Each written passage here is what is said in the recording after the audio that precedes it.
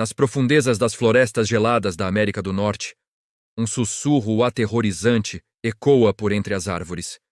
É a história do Wendigo, uma criatura nascida do desespero e da escuridão. Imagine um inverno implacável, com recursos a desaparecer e a sobrevivência a transformar-se numa escolha brutal. Foram os povos algonquinos do norte, como os Cri e os Ojibwe, os primeiros a contar estas histórias. Eles alertavam sobre um grande mal que surgia quando alguém recorria ao tabu supremo: o canibalismo.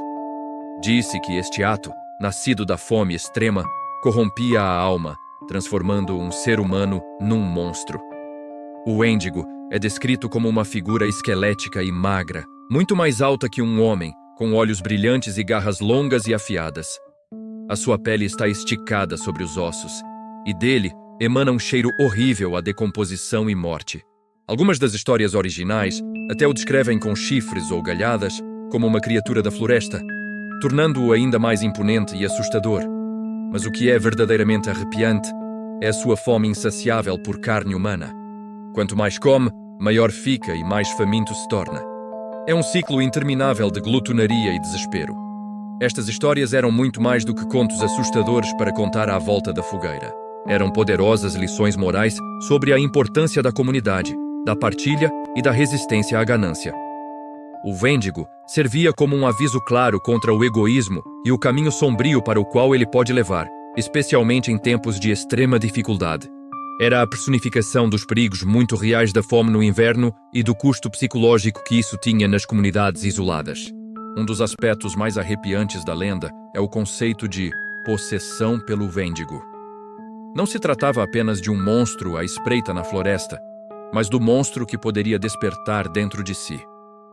A transformação, diziam, começava subtilmente. A pessoa ficava retraída, mal-humorada e obcecada com a ideia de canibalismo. Desenvolvia uma estranha aversão à comida normal e sentia um desejo avassalador e antinatural por carne humana. Esta luta interna foi mais tarde chamada de psicose Wendigo por psiquiatras, para descrever uma síndrome cultural encontrada entre estas comunidades algonquinas.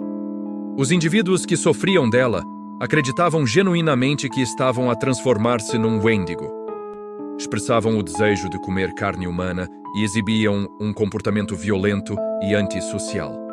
Era uma fusão aterradora de folclore e angústia psicológica do mundo real. A pessoa aflita era vista como uma grave ameaça para a sua própria comunidade. Os seus familiares e amigos observavam com horror enquanto a pessoa que conheciam e amavam desaparecia lentamente, substituída por um brilho frio e predador nos olhos. A crença era que o espírito do Wendigo tinha se apoderado da sua alma, corrompendo-a por dentro. A transformação física viria a seguir, com o corpo a definhar, enquanto a sua fome crescia de forma monstruosa. É um pensamento verdadeiramente horrível, perder o controlo da sua própria mente e corpo para uma força antiga e malévola. Então, o que acontece se perder na floresta e encontrar um Wendigo? As histórias são sombrias. Dizem que a criatura é mestre em furtividade e imitação. Consegue imitar vozes humanas, pedindo ajuda para atrair viajantes desprevenidos para o coração da natureza selvagem. Imagine ouvir uma voz familiar, de um amigo ou familiar, a chamar o seu nome vinda das sombras.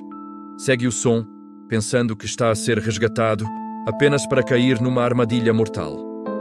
Os encontros com o Wendigo raramente são sobrevividos. É descrito como incrivelmente rápido e com uma força sobrenatural. Diz-se que a sua mera presença traz um frio que gela os ossos. Um inverno artificial que congela tudo à sua volta. Algumas lendas dizem que apenas olhar nos seus olhos pode paralisá-lo de medo, deixando-o indefeso enquanto ele se aproxima. O Wendigo não é apenas uma ameaça física, é uma ameaça psicológica. Joga com os seus medos, o seu isolamento e o seu desespero. Quando está perdido, sozinho e com fome, a linha entre a realidade e a alucinação pode ficar muito ténue. Será que aquele som é apenas o vento? Ou é algo a sussurrar o seu nome? Aquela figura magra entre as árvores é um galho morto? Ou é algo a observá-lo? A constante ansiedade e paranoia seriam tão mortais quanto a própria criatura. O melhor conselho que as lendas oferecem: nunca vagueie sozinho pela floresta, especialmente durante os meses mais rigorosos do inverno. A linha entre o mito e a loucura é realmente muito fina no que toca ao Wendigo.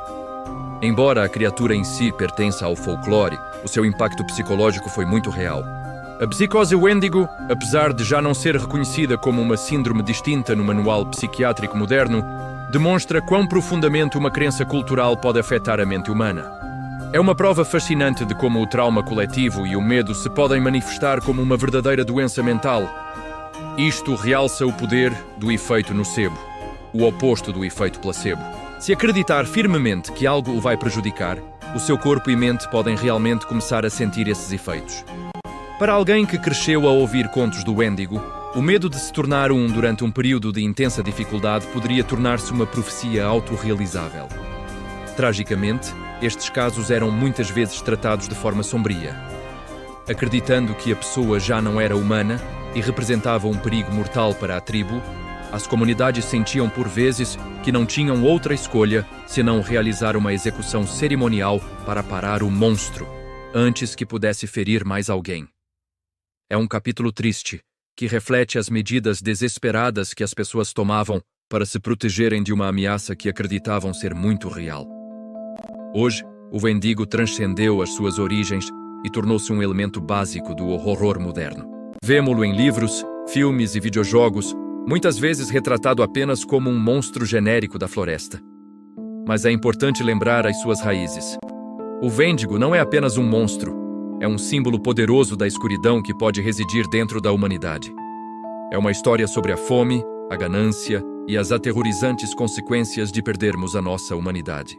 Lembra-nos que, por vezes, os monstros mais assustadores são aqueles que nós próprios criamos.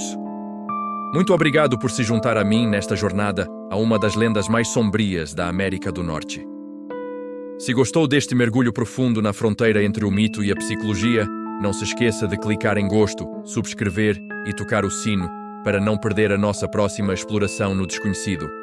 Mantenha-se curioso e, acima de tudo, seguro.